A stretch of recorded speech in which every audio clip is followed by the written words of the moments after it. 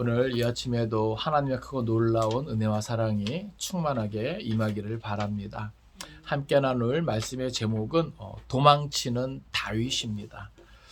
우리가 지난 사무엘하 말씀에서 다윗 왕의 범죄로 말미암아 다윗과 또 다윗 왕국에 큰 시련이 찾아왔는데, 그것은 바로 압살롬이 백성들의 마음을 훔치고 또 철저히 준비해서 반란을 일으킨 사건입니다.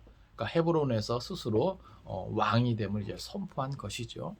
이제 오늘 본문에서는 압살롬의 반란 소식을 접한 다윗이 황급하게 도망치는 모습과 그리고 가드 사람 이때의 충성스러운 모습에 대해서 우리에게 보여주고 있습니다. 그런데 우리는 오늘 본문을 대하면서 한 가지 의문을 갖게 됩니다.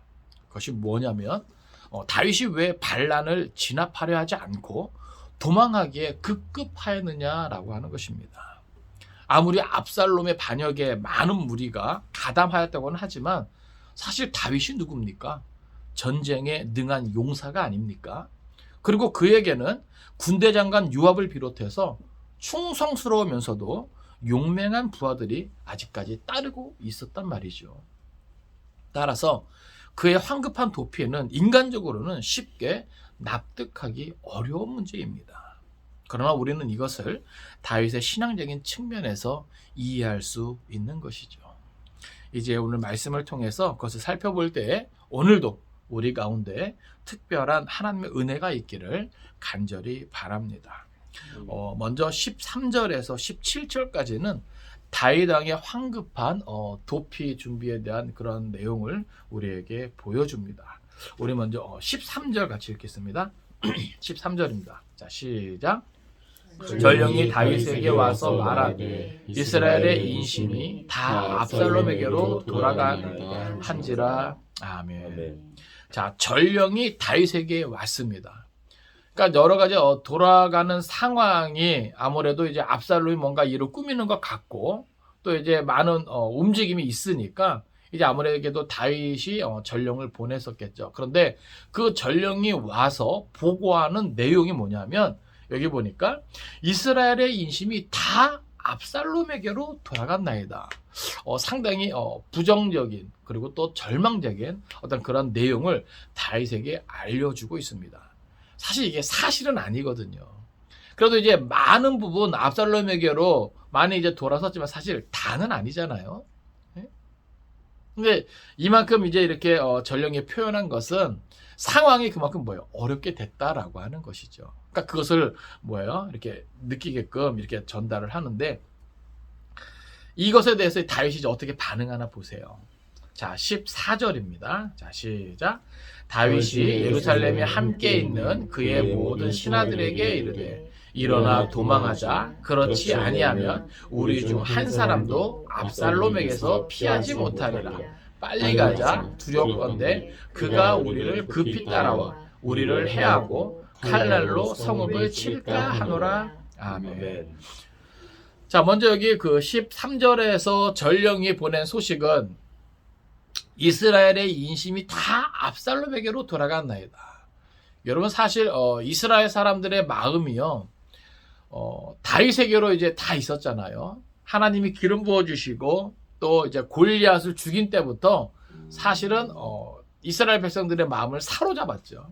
그리고 어려운 그런 과정을 통해서 정말 하나님의 기름 부으심이 옳다 인정받을 정도로 다윗은 승승장구했던 그러한 왕입니다. 그런데 이제 그 치세가 오래되면서 전쟁이 많아지고 하다 보니까 이제 뭐예요? 백성들의 불만이 조금씩 있었던 거죠. 그런 상황 속에서 압살롬이 뭐예요? 그 백성들의 마음을 이간질하니까 그 마음이 홀짝 넘어간 거예요. 그러니까 어느 정도 분위기가 이렇게 되었다는 것을 다윗이 직감했을 때 다윗이 보인 반응은 뭐냐 하면 도망하자라고 하는 거예요. 여기 보면 일어나 도망하자. 일어나 도망하자. 왜 이렇게 다윗은 반응할 수밖에 없었는가? 만약에요 다윗이 이렇게 도망하지 아니하고 결상전의 어떤 자세로 자기에게 있는 그런 용사들을 뭔가 사기를 북돋우고 그리고 사실 뭐예요? 예루살렘 성은 난공불락의 성이거든요. 천연의 요새예요. 그러면 모르겠어요. 전쟁에 능한 다윗과 또 요압 군대 장관이 있고 또 다윗을 위해서 목숨을 걸 만한 그러한 친위대도 있고 난공불락의 요새도 있고, 예? 그러면 제가 생각할 때도 압살롬은 충분히 제압할 수 있을 것 같은데 왜 다윗은 이렇게 황급하게 일어나 도망가자, 예? 또 신하들도 이 다윗을 쫓아 그런 마음을 갖고 있는지, 예? 우린 여러 가지 어떤 상황을 우리는 생각할 수 있는데 주석도 여러 가지 어떤 이야기를 하고 있더라고요. 예? 근데 그 중에서도 이제 가장 그래도 뭔가 납득할 만한 부분은 다윗의 어떤 신앙적인 측면이라는 거죠. 지금 이렇게 압살롬이 반란을 일으키고 집안과 또 나라를 힘들게 하는 것은 다 무엇이다? 다윗의 죄가라고 하는 것이죠. 이 죄에 대한 징계, 심판. 다윗이 이것을 뭐예요? 알기 때문에 하나님이 그 죄에 대한 벌을 내리시는데 그것을 자기가 뭐예요? 힘써서 받지 아니하면, 그죠? 그것을 거부하면 이게 도리가 아닌 것 같다라는 마음이 다윗에게 있었던 것 같아요. 그렇기 때문에 먼저는 하나님에 대한 심판으로 그것을 받아들이기 때문에 뭐예요? 정말 결상전의 자세로 압살롬을 제압하지 않고 이제 순순히 뭐예요? 도망가는 거죠. 그리고 또 한 가지는 다윗이 그 백성을 사랑하는 거예요. 그리고 하나님의 도성, 이 예루살렘이 전쟁으로 인해서 정말 망가지는 것을 원치 않고 그 안에서 피밀난 싸움, 그러니까 하나님의 백성들끼리 서로 치고받고 서로 죽이는 어떤 이런 거, 이거 사실 뭐예요? 하나님의 영광을 가리는 거잖아요. 그러니까 어떻게 보면 다윗은 그렇게 쓸데없는 어떤 그런 소모전, 같은 나라 안에서 하나님의 백성들끼리 하나님의 도성 안에서 이렇게 싸우는 것 자체는 뭐예요? 이건 하나님의 영광을 가리는 거다. 어떤 그런 생각 때문에 백성들을 생각하고 또 자기의 어떤 죄에 대한 결과라 생각하고 이렇게 순순히 그 용맹한 다윗이 한번 해볼 만한데도 불구하고 이렇게 일어나서 도망가자 이렇게 표현하고 있는 거죠. 특별히 여기 보면 뒷부분에 우리 중 한 사람도 압살롬에게서 피하지 못하리라. 빨리 가자 두렵건대 그가 우리를 급히 따라와 우리를 해하고.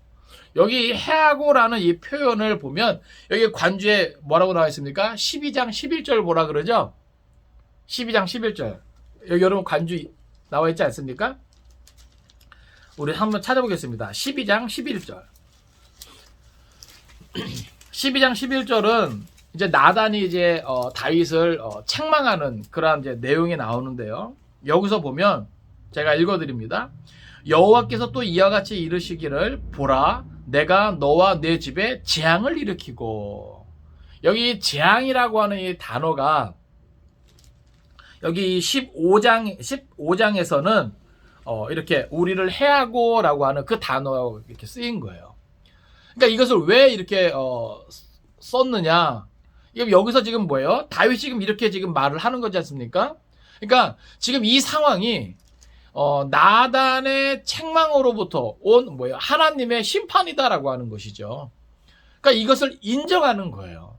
그렇기 때문에 이런 부분에 있어서 다윗이 이렇게 압살롬에 대해서 맞서 싸우지 아니하고 피해를 최소화하면서 순순히 일어나 도망하는, 황급하게 도망하는 어떤 이러한 상황이 된 것이죠.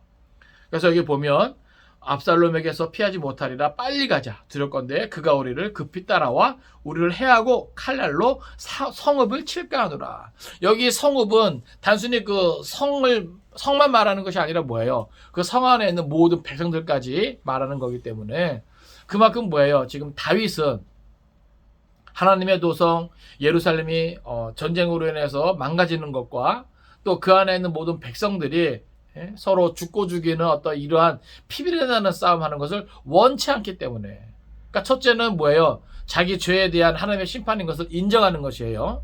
징계라는 것을 인정하는 것이고, 두 번째로는 하나님의 도성과 그 백성들이 피해를 보는 것을 원치 않는 거예요. 그것은 하나님의 영광을 가려는 거다, 이런 생각 때문에 다윗이지만, 용맹스러운 다윗이지만, 싸움에 능한 다윗이지만 압살롬과 맞서 싸우지 아니하고 도망치게 됩니다. 자, 15절이에요. 자, 같이 읽습니다. 시작. 왕의 신하들이 왕께 이르되 우리 주 왕께서 하고자 하시는 대로 우리가 행하리이다. 보소서 당신의 종들이니이다 하더라. 아멘. 자, 여기 보면, 자, 다윗이 이제 싸워볼 생각도 아니하고 이렇게 그냥 다급하게 일어나 도망가자 말이야. 예? 이렇게 주장하는 부분에 대해서 신하들도 뭐예요? 같이 마음을 모아주고 있다는 거예요. 그러니까 전 여기서 그래도 다윗이 버틸 수 있었던 거, 그래도 다윗이 참고 견딜 수 있었던 거, 이것은 다윗의 어떤 뜻에 뭐랄까 그 마음을 모아주고 있는 이러한 신하들이 있기 때문이 아닌가. 특별히 여기 보면 왕의 신하들이 왕께 이르되 우리 주 왕께서 하고자 하시는 대로. 야, 너무 멋있지 않습니까? 그러니까 아직 뭐예요? 압살롬에게 이제 많은 사람들이 이제 합류했지만 그래도 다윗에게 끝까지 충성하고자 하는 자들이 뭐예요? 이렇게 있다라고 하는 거예요. 네? 저는 이 말씀 묵상하면서 여러분이 생각나더라고요. 예? 참 교회에 어떤 어려움이 있을 때 그래도 저와 같이 끝까지 함께 하겠다라고 하는 이것이 사실 저한테도 큰 위로가 되고 또 힘이 됐거든요. 예? 그러니까 그런 부분에서 다윗이 느꼈을 어떤 그런 위로, 그런 격려, 예? 그런 뭐랄까요, 힘, 어떤 이런 것들이 이제 공감이 되더라고요. 그렇지 않습니까? 이제 여기서 이제 도망하면요, 참 다윗은 뭐예요? 정말 고난의 길이에요. 여기서 도망해서 이제 광야라고 하기 때문에, 예? 그러니까 지금 뭐예요? 화려한 왕궁, 예? 정말 많은 것을 누리고, 예? 거느리고 있는 이 다윗이 이렇게 도망하면서 뭐예요? 모든 것을 다 잃어버리는 거거든요. 예? 그런데 그 모든 것을 참고 견딜 수 있었던 것은 이렇게 다윗과 끝까지 함께하고자 하는 신하들의 충성스러운 모습이라고 하는 것이죠. 그러니까 참 다윗이 얼마나 복된가. 그러니까 저는 이것을 통해서 그래도 하나님이 이렇게 다윗을 징계하고 심판하시는 과정에서도 이러한 사람들을 통해서 뭐예요? 다윗을 사랑하고 계시는구나. 다윗을 위로하고 계시는구나. 그러니까 여러분 보세요. 우리가 살아가면서 우리도 우리의 부족하고 연약함 때문에 하나님 앞에 죄를 지을 때 있잖아요. 그때는 반드시 하나님의 징계가 있습니다. 이거는 예외가 없어요. 그러나 여러분 기억하십시오. 하나님은요, 징계 중에서도 우리를 향한 그 하나님의 마음을 거두지 않으십니다. 할렐루야. 예? 그러니까 하나님이 우리를 낮추시긴 하셔요. 그러나 죽이시진 않는단 말이에요. 예? 우리 그 시편 3편 한번 볼까요? 시편 3편. 다윗이 압살롬에게 쫓겨 도망하면서 지은 시가 시편 3편입니다. 이 당시에 이 다윗의 어떤 심정이 그대로 이제 나와 있어요. 시편 3편 다 찾아보세요. 여기 그 위에 뭐라고 나옵니까? 다윗이 그의 아들 압살롬을 피할 때 지은 시. 그러니까 참 다윗이 참 신앙적인 사람이죠. 예? 자, 제가 읽어드립니다.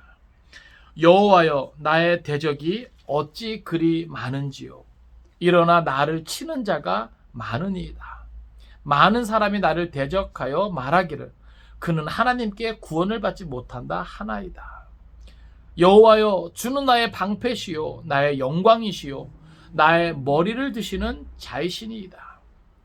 내가 나의 목소리로 여호와께 부르짖으니 그의 성산에서 응답하시는도다. 내가 누워 자고 깨었으니 여호와께서 나를 붙드심이로다. 천만인이 나를 에워싸 진친다 하여도 나는 두려워하지 아니하리이다.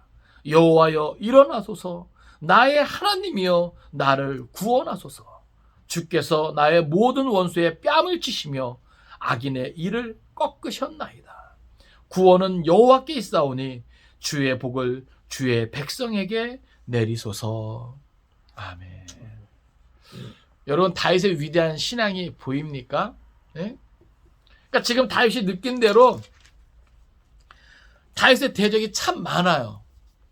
전령이 보고한 대로 백성의 어떤 민심이, 그죠? 그 마음이 많이 압살롬에게로 바뀌었어요. 그리고 지금 다윗을 죽이고자 많은 이들이 예루살렘으로 쳐들어오고 있어요. 그때 이제 다윗이 느끼는 거죠. 내 대적이 참 많구나.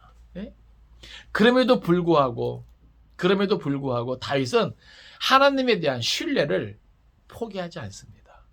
하나님만 바라보고 하나님만 의지하는 거예요. 그러니까 참 어떻게 보면요, 다윗이 범죄한 게 하나님을 의식하지 않는 데서도 비롯된 거 아닙니까? 살아계신 하나님, 지금도 우리의 삶 가운데 함께해 주시고 우리의 모든 삶을 지켜보고 계시는 그 하나님을 의식하지 못한 데서, 그 안일함 가운데 밧세바를 범하고 또 우리아를 죽이고, 그것을 감추고, 이런 과정 속에 계속해서 죄가 더 커진 거 아니겠습니까? 무디어지고. 그런데 이러한 고난 속에 하나님은 다시금 뭐예요? 다윗의 어떤 신앙을 회복시키는 거예요. 다시금 누구만 바라보게끔? 하나님만 바라보게끔. 그러니까 여러분, 고난이요, 꼭 나쁜 것만은 아니에요.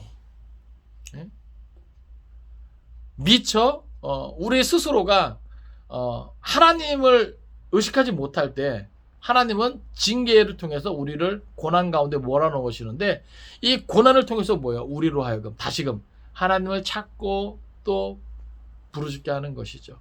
의지하게 하는 것이죠. 그러니까 지금 이 다윗의 경우도 지금 그렇다는 거예요. 그리고 특별히 다윗이 이렇게 하나님을 바라보고 의지할 수 있는 그런 힘을 얻은 것도, 사실 여기 오늘 본문에 나와 있는 것처럼 하나님이 심판 중에서도 지금 이 신하들의 모습을 통해서 다윗을 뭐예요? 위로하고 계심을, 그래도 다윗을 사랑하고 계심을 다윗이 느끼고 있기 때문이 아닌가. 뭔가 지금 어렵고 힘든 상황이지만, 고난으로 지금 들어가고 있지만, 그럼에도 불구하고 다윗이 뭐예요? 외롭지 않게끔, 힘들지 않게끔, 이렇게 다윗을 위로하는 신하들을 하나님께서 곁에 두셨다라고 하는 것이죠. 16절, 17절 말씀, 18절까지 같이 봅니다. 자, 시작. 왕이 나갈 때 그의 가족을 다 따르게 하고 후궁 10명을 왕이 남겨두어 왕궁을 지키게 하니라. 왕이 나가매 모든 백성이 다 따라서 벳메르하게 이르러 멈추어 서니 그의 모든 신하들이 그의 곁으로 지나가고 모든 그렛 사람과 모든 블렛 사람과 및 왕을 따라 가드에서 온 모든 가드 사람 600명이 왕 앞으로 행진하니라. 아멘. 자, 여기 보면 이제 왕이 나갈 때 그의 가족을 다 따르게 하고, 여기서 나오는 이 그의 가족은 단순히 다윗의 식솔만을 말하는 게 아니라 다윗의 지휘하에 있는 모든 이들을 다 말하는 것이죠. 그러니까 신하들까지 다 포함한 거예요. 그러니까 다윗이 그와 함께한 모든 이들을 다 따르게 한 거예요. 그런데 예외가 있습니다. 여기 보면 남겨둔 자가 있어요. 누구 남겨둬요? 후궁 10명을 남겨둬요. 그리고 왕궁을 지키게 합니다. 아무래도 이제 이렇게 여인들이 같이 따라가게 되는, 또 이제 그 도망치는 걸음도 이제 느릴 수 있는 것이고, 또 다윗에게는 그래도 압살롬이 자기의 어떤 후궁들을 어찌하지 못하리라, 어떤 이런 생각이 있었던 것 같아요. 그런데 사실은 이 일로 인해서 나중에 뭐요? 더 이제 큰 화가 이제 나오게 되는 것이죠. 나단의 어떤 예언처럼, 백주 대낮에 정말 수치를 당하는 이런 것을 이제 경험하게 되는 겁니다. 그러니까 이게 다 뭐예요? 예언의 이제 성취가 되는 것이죠. 그리고 17절을 보면 왕이 나가매 모든 백성이 다 따라서 벳메르하게 이르러 멈추어 서니, 여기 벳메르학은 뭐라 그럴까요? 예루살렘에서 가장 멀리 있는 어떤 성이라고도 할 수 있고요. 어떻게 보면은 뭐랄까요? 그냥 그 도성, 뭐 동네, 뭐 이렇게 말할 수 있는데, 여기서는 지금 경계라는 거죠. 그러니까 예루살렘을 떠나기 전 그 도성의 끝 경계에 이르러서 이제 멈추어 서게 됩니다. 왜냐하면 이제 예루살렘을 두고 떠나고자 하니까 또 이제 그 마음도 좀 그럴 것이고, 그리고 여기서 자기를 따르는 이제 부대를 좀 정비한 것이죠. 이제 얼마나 이제 되며 이런 여러 가지 것들을 이제 생각하게 되는 것이죠. 그럴 때 여기 보니까 그의 모든 신하들이 그의 곁으로 지나가고, 마치 이제 사열하는 것처럼, 또 모든 그렛 사람과 모든 블렛 사람과 및 왕을 따라 가드에서 온 모든 가드 사람 600명이 왕 앞으로 행진하니라. 그러니까 여기 보면 주로 이제 뭐예요? 그 외국 사람들로 이제 구성되어 있는 특수부대. 그러니까 왕을 가까운 거리에서 보호하고 있는 친위대라고 할 수 있습니다. 그렛 사람과 블렛 사람이 있고요. 그 다음에 가드에서 온 모든 가드 사람 600명이 또 있다는 거예요. 그러니까 그만큼 이건 이제 용병이라고 할 수 있죠. 그만큼 뭐예요? 다윗을 지키고 또 다윗과 함께하는 사람이 이렇게 많아요. 예? 그러니까 우리가 앞에 생각해봤지만 정말 맘먹고 난공불락의 성 예루살렘에서 그 성을 지키고 압살롬과 맞설려면 충분히 맞설 수 있는 그런 전력이라고 하는 것이죠.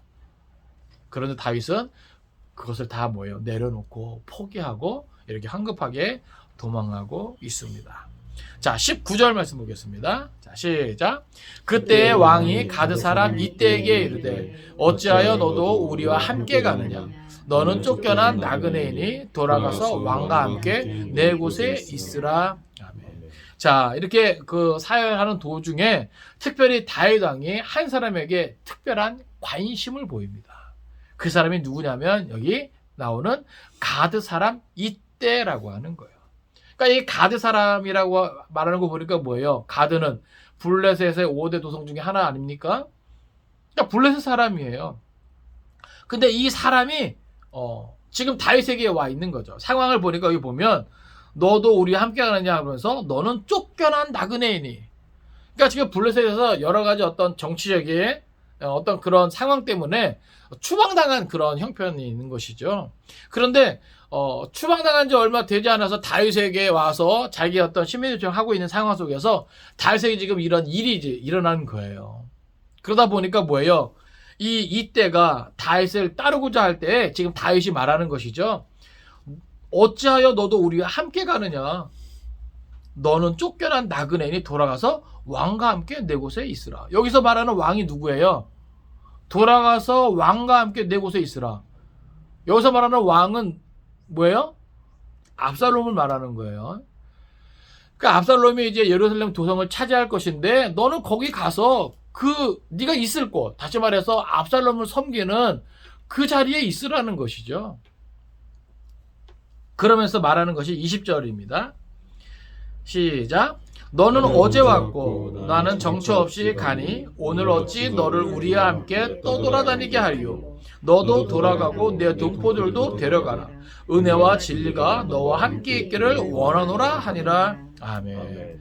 자, 여기 20절 내용을 보면 이 다윗과 이때의 어떤 이 사이에서는 어떤 교감이 좀 있는 것 같아요.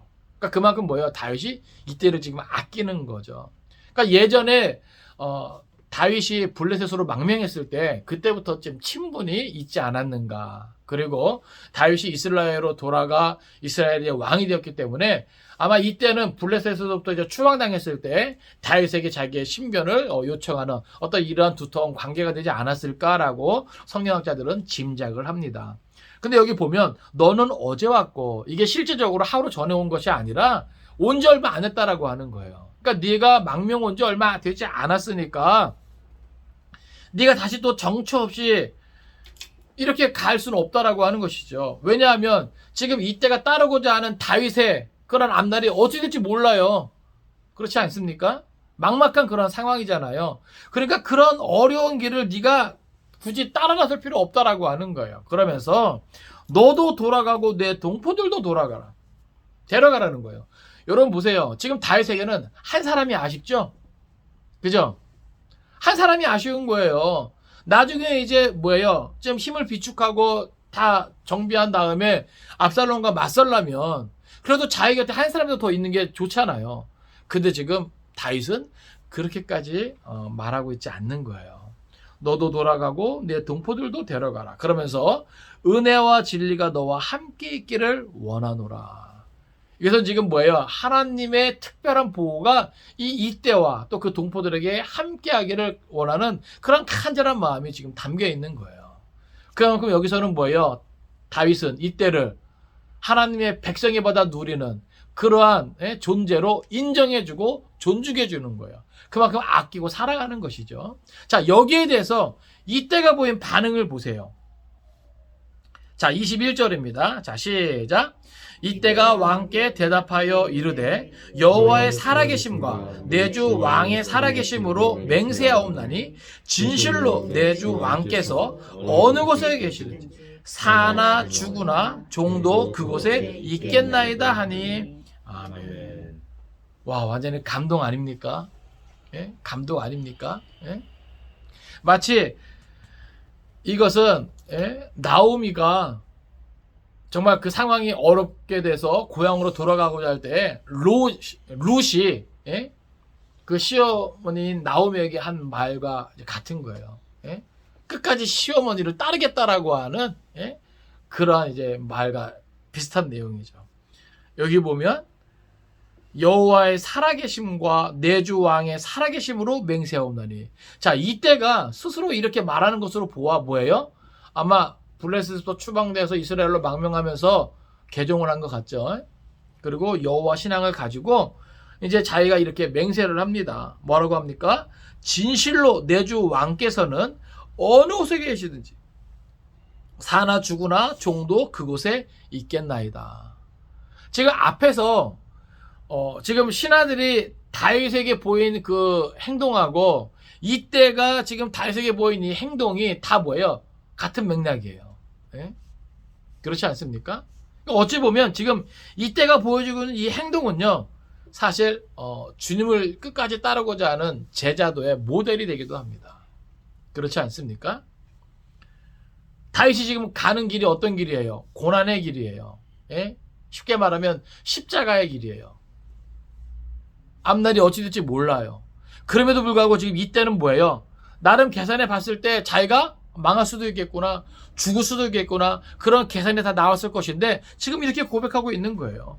내 주 왕께서 어느 곳에 계시든지 사나 죽으나 종도 그곳에 있겠나이다. 오늘날 많은 사람들이 예수 믿고 예수님의 뒤를 따른다 하지만 사실 다 뭐예요? 이 손가락으로 계수하면서 자기에게 이익이 되는 선에서만 예수님을 따르고자 하는 마음이 많거든요.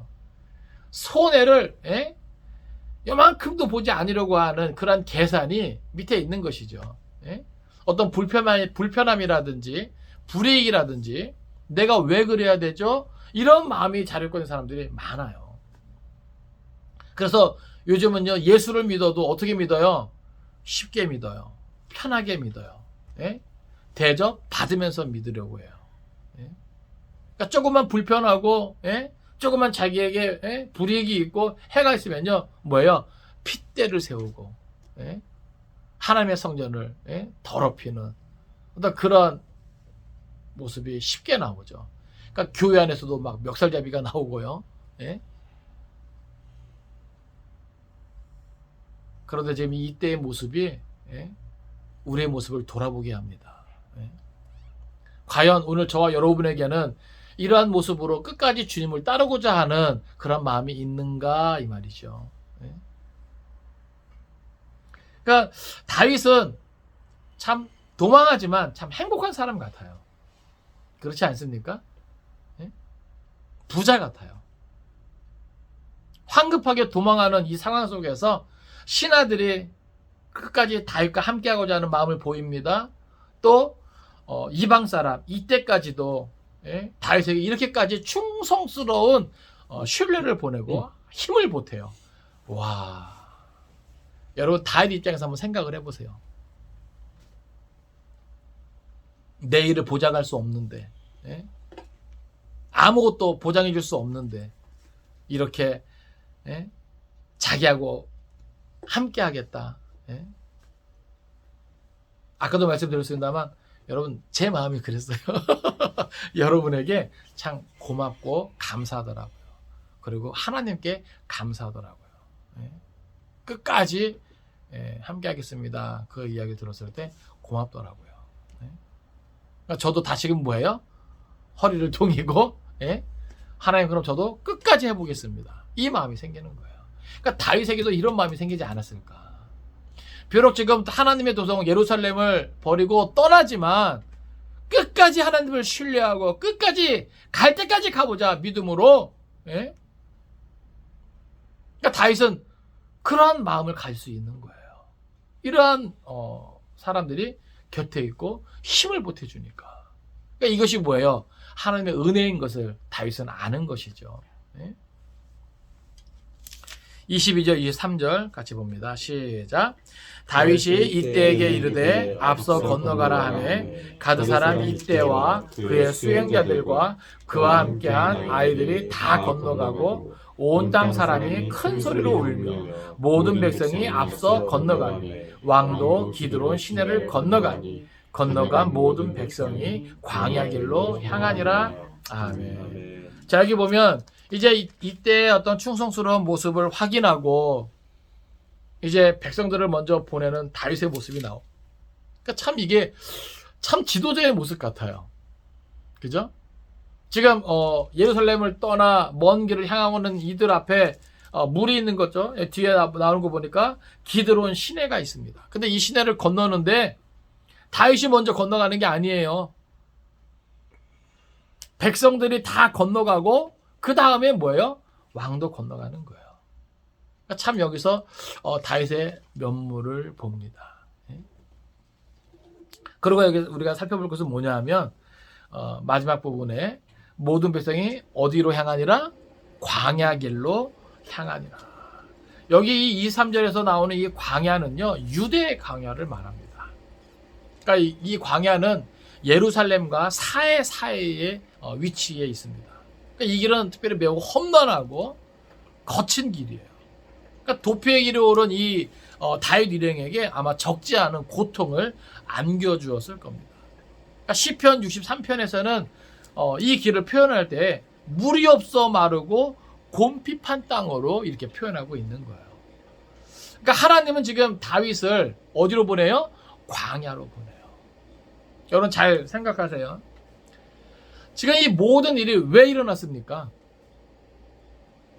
다윗의 죄에 대한 하나님의 심판이라고 하는 것이죠. 그러니까 하나님은 죄 지은 하나님의 백성이 다시금 뭐예요? 그 모든 죄를 회개하고 돌이키기를 원해요. 근데 그러기에는 뭐가 필요하냐면 이 광야가 필요하다라고 하는 거예요. 여러분 광야라고 하는 곳은 어떤 곳입니까? 출애굽기에 잘 나오지만 광야는요 철저하게 하나님만 의지해서 살아갈 수 있는 곳이 광야라고 하는 거예요. 사실 사람의 모든 죄가 어디서부터 옵니까? 하나님을 의지하지 아니하고 하나님 외에 다른 것을 바라보고 의지하기 때문에 죄가 나오거든요. 그러니까 그 모든 그릇된 것을 뭐예요? 다시금 온전히 뭐예요? 누구에게만? 하나님에게만 집중할 수 있는 것이 뭐예요? 광야라고 하는 거예요. 어쩌면 오늘 우리에게도 뭐예요? 이러한 광야가 필요한지 모르겠습니다. 그러니까 때로는요 우리 스스로 이 광야의 길을 향해 나아갈 수 있어야 돼요. 왜요? 이게 어떻게 보면은 뭐예요? 영성 훈련이죠. 영성 훈련. 이 광야에서 우리가 사실 뭐예요? 하나님만 바라봐야 돼요. 하나님 위에 내가 먼저 생각했던 것을 다 내려놔야 돼요. 벗어던져야 돼요. 그리고 뭐예요? 하나님 제일주의로, 말씀 제일주의로 우리가 다시금 뭐예요? 재무장해야 된다라고 하는 것이죠. 말씀을 정리합니다. 오늘 우리는 본 말씀을 통해서 몇 가지 살펴볼 수 있습니다. 첫째는 우리에게 영원한 의지가 되는 분은 오직 하나님밖에 없다라고 하는 사실이에요. 한번 따라합시다. 영원한 의지가 되는 분은 오직 하나님밖에 없습니다. 오직 하나님밖에 없습니다. 여기 1절에 보면요. 백성들이 다 누구에게로 돌아서요? 압살롬에게로 돌아서요. 사실 골리앗을 죽일 때만 해도 백성들은 어떻게 노래했습니까? 사울이 죽인 자는 천천히요 다윗은 만만이로다. 그렇게 다윗을 높이던 자들이, 그리고 다윗이 여러 전쟁에서 승승장구할 때마다 다윗을 칭송하던 자들이 이제는 뭐예요? 다윗을 버리고 압살롬을 지지합니다. 예? 여러분, 이게 사람이에요. 이럴 수 있는 게 사람이에요.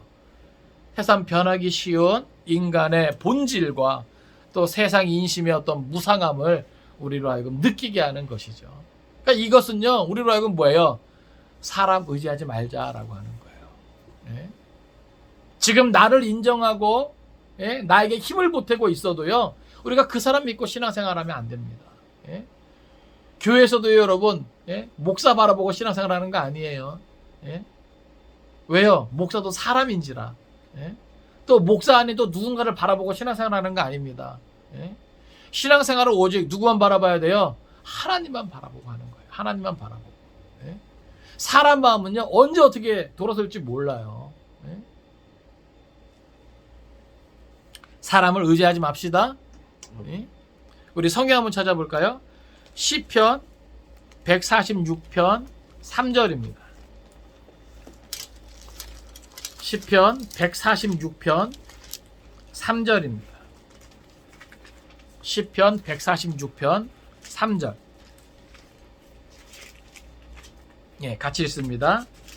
시편 146편 3절. 자, 시작. 귀인들을 의지하지 말며 도울 힘이 없는 인생도 의지하지 말지니. 아멘. 그러니까 우리가 살아가면서 예? 내가 생각할 때 귀인들이야. 뭔가 나를 도와줄 수 있을 것 같고 내가 뭔가 의지할 수 있을 것 같고 예? 그런데 여러분, 성경은 분명히 말합니다. 그들을 의지하지 말라고 하는 거예요. 예? 우리 한 번 더 찾아볼까요? 이사야 2장 22절. 이사야 2장 22절. 이사야 2장 22절. 예. 이사야 2장 22절. 같이 읽습니다. 자, 시작. 너희는 인생을 의지하지 말라. 그의 호흡은 코에 나니 새말 가치가 어디 있느냐. 예. 인생을 의지하지 말라. 인생을 의지하지 말라. 이게 하나님의 요구예요. 예? 그러니까 우리 지난 주일 한번 살펴보았잖아요. 신앙의 출발점에 대해서. 우리가 하나님을 그렇게 생각하고 그렇게 기억할지인데, 창조주 하나님, 유일하신 하나님, 지금도 살아서 역사하신 하나님, 그 하나님을 기억할지인데, 우리가 영원히 의지할 수 있는 분은 오직 하나님밖에 없다는 사실을 이 시간 다시 한번 기억할 수 있기를 원합니다. 두 번째 우리가 생각할 수 있는 것은 하나님의 영광을 위하여 자신의 유익을 희생하는 자가 참된 성도라고 하는 거예요. 오늘 14절에 보면요, 도망하기에 급급한 다윗의 모습이 나옵니다. 아까도 말씀드렸습니다만 다윗의 상황이 그 정도로 절망적이었는가 오늘 생각해 볼 필요가 있어요. 아니었죠? 그죠? 일단 다윗 스스로도 뭐예요? 위대한 장수 아닙니까? 예? 용맹스러운 사람 아닙니까? 그리고 그 다윗 곁에 누가 있어요? 군대 장관 요압을 비롯해서 많은 용사들이 있습니다. 그리고 난공불락의 성 예루살렘이에요.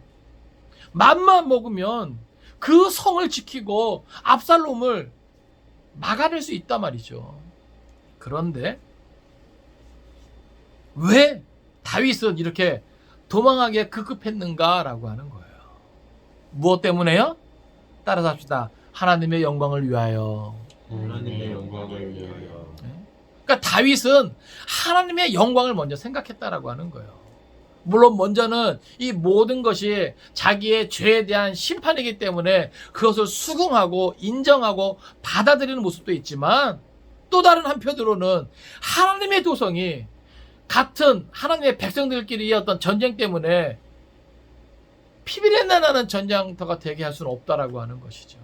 예? 그만큼 하나님의 영광을 먼저 생각하는 다윗의 모습을 우리는 살펴볼 수 있습니다. 여러분, 이것이 성도의 모습이에요. 예? 오늘 우리도요, 이 생을 살면서 뭔가 다툼이 있을 때가 있지 않습니까? 특별히 교회 안에서도 다툼이 있고 갈등이 있을 수 있어요. 그렇죠, 여러분? 우리도 하나님의 영광을 먼저 생각할 수 있기를 바랍니다. 끝까지 내 이익을 위해서, 내 자존심을 위해서, 예? 하나님의 영광이고 뭐고 말이야. 예? 그냥 막말을 하거나 옳지 못한 행동을 혈기 내면서 이렇게 하는 모습이 없기를 바랍니다. 여러분 다윗이 지금 압살롬 와서 싸우지 못해서 이런 겁니까? 그게 아니에요. 아시겠어요? 다윗이 맘만 먹었으면 충분히 싸울 수 있습니다. 물론 양쪽 다 피해가 있었겠죠. 그리고 하나님의 도성도 피비린 나로 가득했겠죠. 다윗은 그것을 원치 않았던 거예요. 오늘 우리도 누군가 내가 있는 어떤 공동체, 어떤 조직에서 공동체나 가정에서 일터에서는 다 모든 관계 속에서 어떤 갈등이 있고 다툼이 있을 때 우리 모습을 되돌아보세요.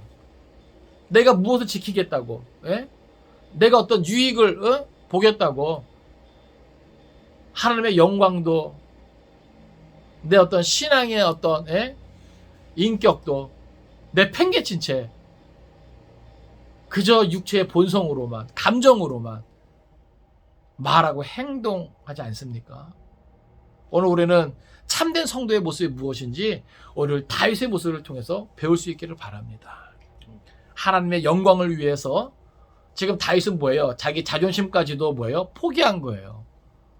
자기 어떤 실질적인 유익도 뭐예요? 희생한 거예요. 그리고 마지막 한 가지 더 생각할 수 있는 것은 어느 경우에나 진리를 따는 자가 결국 영광을 얻는다라고 하는 것이죠. 21절에서 보면 자기를 인정하고 또 아끼는 다윗 왕을 향해서 이때가 말하는 이 고백을 보세요. 진실로 내 주 왕께서 어느 곳에 계시든지 사나 죽으나 종도 그곳에 있겠나이다. 여러분 이게 사실 말은 쉬워 보여도 그렇게 행동하는 거 결국 쉽지 않습니다. 여러분도 그럴지 모르겠어요. 그죠? 끝까지 저와 함께 하겠다고 하지만 여러 가지 형편과 상황 속에 여러분의 마음이 흔들릴 수도 있는 거고 여러분의 눈이 또 다른 곳을 향할 수도 있는 거 아니겠습니까?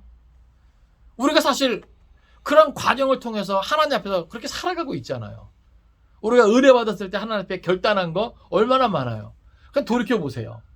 우리가 결단한 대로 말한 대로 우리가 그 지금까지 다 이렇게 순종하면서 살고 있는가. 많은 부분에 있어서 그러지 못한 모습을 우리는 발견하게 돼요. 그런데 이때는요 정말 끝까지 다윗과 함께 합니다. 그리고 진짜 다윗과 함께 뭐예요? 광야 길로 나가는 거예요. 여기에 대해서 나중에 보상이 있습니다. 나중에 이때가 어떤 보상을 받냐면 다윗의 그 모든 군대의 3분의 1을 관장하는 그러한 군장의 위치에 오르게 됩니다. 그만큼 뭐예요? 다윗에게 신임을 얻는 것이죠. 저는 그렇게 생각해요. 우리 하나님께서도 끝까지 주를 믿고 따르고자 하는 자를 이렇게 보상해 주지 않겠는가. 히브리서 11장 6절에 보면 믿음에 대해서 우리에게 알려줘요. 특별히 두 가지를 믿어야 되는데 한 가지는 뭐예요? 반드시 그가 계신 것을 믿어야 된다는 거예요. 그리고 또 한 가지는 뭐예요? 자기를 찾는 자들에게 뭐 주시는 이심을? 상 주시는 이심을 믿어야 한다는 거예요. 이 믿음이 있을 때 하나님을 기쁘시게 할 수 있다는 것이죠. 사랑하는 성도 여러분, 우리가 이것을 믿으며 나아갈 수 있기를 바랍니다. 어느 경우에나 진리를 따르는 자가 결국 영광을 얻습니다. 보상을 받습니다. 지금 어렵고 힘들다 할지라도 이게 끝이 아니에요. 이게 다가 아니에요. 하나님의 은혜가 있고 보상이 있습니다. 이 땅에서뿐만이 아니라 저 천국 하나님 나라에 가서 더 큰 보상이 있게 될 줄로 믿으시기 바랍니다. 네. 여러분 오늘 본문이 왜 생겨났다 그랬죠?